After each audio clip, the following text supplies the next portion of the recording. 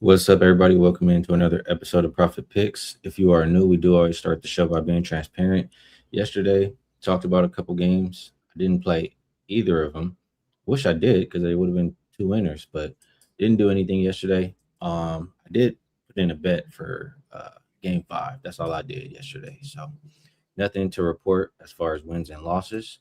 Vino, did you get involved with anything yesterday? How you doing today? I am good today, Skee. We had a 3-1 yesterday. A couple from the W, and then one from the Canadian Football League, which was a winner. In the WNBA, talked a little bit about the Dream and Liberty over the total. Went way over the total, so that was a nice win. And also had the Chicago Indiana game over the total, which both of those were very high. So a lot of high scoring games last night. Where I fell short was with Dallas team total over 87 and a half, and kind of coasted through the fourth quarter, had 70 after three, big lead, only got to 85. So 3-1 overall, one CFL, 2-1 in W. Nice day. We'll take that profit. Move on to today. 3-1. I'll take that every day of the week. See if we can. We only got two games to talk about. I don't know if we'll go 3-1 today, but let's see what we can do with these two games. First, we'll start with Tempo and Mystics. And this is when I need the injury report because Kiki was hurt. She's still game time decision. Both Kikis, huh? Kiki Rice is out for the Tempo. Then Nayara Sabali is game time decision. Out of the two games, that's the one I have at least opinion on. But I did think it was more of a Washington spot. It is a Washington spot. Tempo coming off an overtime game at a rest disadvantage. The Mystics are obviously the more well rested team. It's just I don't like that injury concern for them, and it's just a team I have trouble trusting. The spot says Mystics. Do you trust them to get to the window? I liked Mystics too for a lot of the reasons that you just said. And stay at home, rest since Monday. The other side's off an overtime game. Kiki Rice being out for another game. And she had been a big, big part of that Toronto offense. But I don't know. The one thing for Toronto is if Sabali doesn't play, I believe Temi comes back tonight, like Benley, for the other side. They have trouble on the interior. I would have liked to have Sabali for Washington. We talk often about how Washington's an interior dominant team offensively. And if you don't have Kiki or Sabali, I don't know that they could take enough advantage of Toronto for me to bet them. So I had to stay off this game, Skee. I thought the spot really did line up, just as you said, for Washington. But the personnel talks to me differently here. But we'll see how much gas Washington has left in the tank. I think Brittany Sykes played over 41 minutes in that game a couple nights ago against Connecticut that went OT. But hard to trust either one here, so I did let this one go.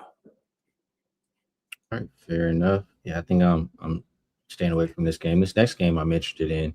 Shout out to everybody in the chat too. Definitely see you guys. Appreciate y'all tapping in. And Mark on that last game, he's getting in and getting out with the Mystics first half. All right, the next game. This is when I need to talk out a little bit because I like two things here, Vino, and I don't think I want to bet both. I mean, this is the wrong number here. Let me fix that. It says 3.5, but it is 9.5. Definitely not 3.5. All right, so Valkyries and Storm. Injury report here. I don't see anybody on there for Golden State. Izzy and Mayo are both out for Seattle. Looking at this one, the Storm are at a little bit of a rest disadvantage. I think they got 4 days off after this game though, so should be able to go all out. Valkyries, they do have a couple days rest before this game. Valkyries coming off of a win, I believe, versus the Mercury. I think they won by like 6 points. Prior to that, they did have a couple losses, but they played two good teams. They played the Aces, they played the Lynx. My thoughts really, the Valkyries, I trust them to beat up on the weaker teams, but I don't know how much I trust them on the road.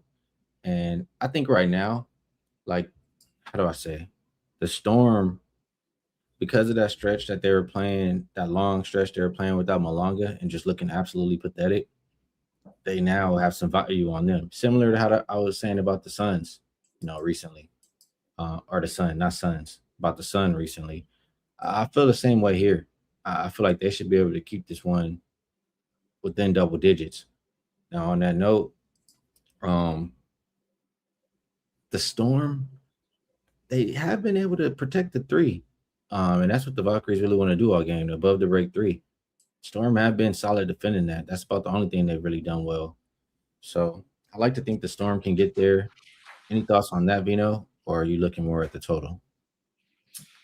You can't disagree with taking points with Seattle at home here, Skee, because you're right. Like Connecticut, they're starting to improve the healthier they get. Their last two games have been tightly contested. They didn't even shoot the ball good against Los Angeles the other night. It's funny. I think we both landed on Sparks Storm under 170 or so the other night, and it got to 171. And when I, did the work afterwards, after watching the game, went through the box, you wonder how either team got to where they got to because nobody shot well at all in that game.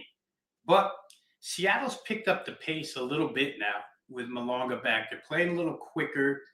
Golden State has gone over this total, 157.5. Their games have gone over this total 8 straight.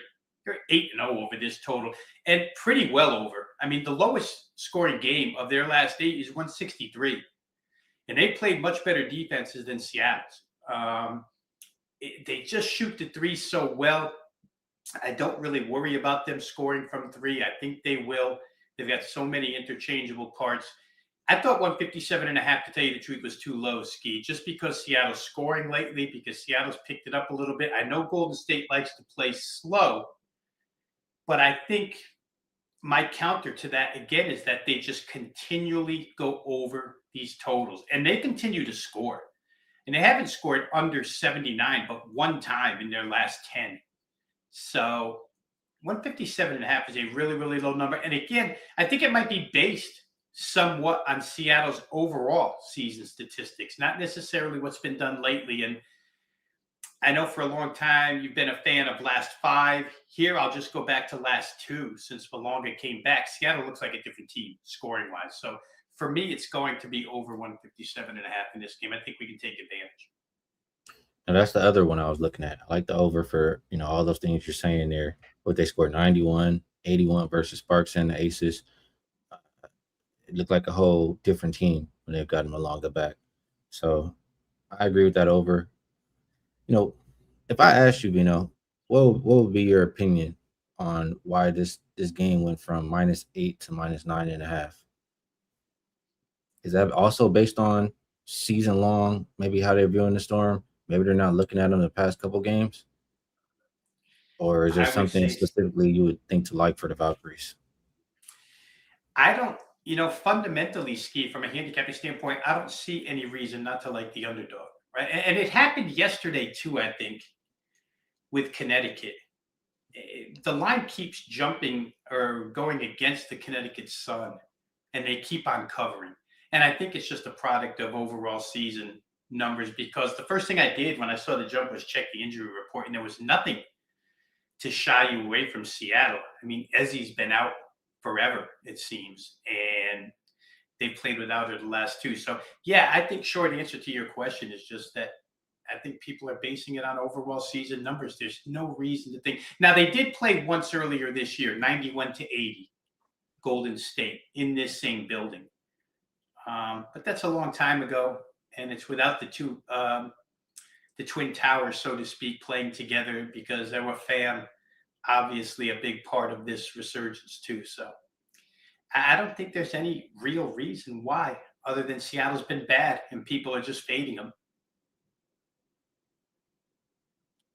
Yeah, I like them. I do. I like the side and the total in this game. Put them together, I like Storm team total over. Um, let's see what the chat is saying here. Didn't really look at the chat. Anything here? Um, lean over, no bet, says Mark. Casey says, bet the Storm and just start tonight at the bar. That was going to happen anyway. Oh man. Anything else here on this game? Daniel agrees that the Valkyries are getting too much credit from the books. Yeah. All right. I guess that's how we can wrap up this game here.